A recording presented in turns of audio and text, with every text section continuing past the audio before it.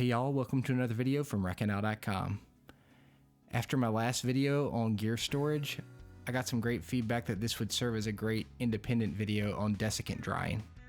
I use an orange color changing desiccant that I'll link to in the blog post. It turns green when saturated with moisture, but once it's saturated you can reuse it. You just need a dedicated toaster oven to dry it back out.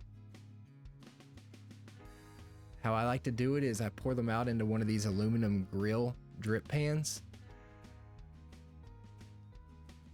This allows me to get a thin layer that's not too thick so they can all dry out, but also I can process a lot of desiccant at one time.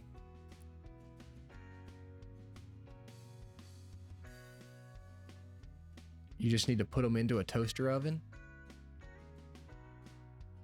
And I usually set it around 250 degrees. If you get too hot, you actually can melt them.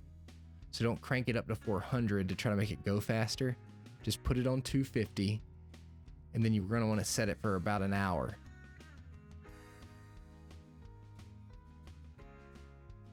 After about an hour, they'll start to turn back to that bright orange color. That means the moisture has been baked out of them and they're ready to put back to work. There's a couple ways I like to store them. You probably remember these little muslin bags from my eating in the stand video. I put them in these because it gets air through the bag, and then I can cinch it up pretty tight. And kind of like cotton balls, mothballs, I can put it into the box and it gets airflow.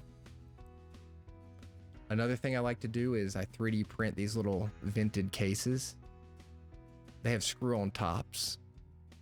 And with these, I'm not as worried about, the bag getting turned upside down and then leaking out everywhere in the box.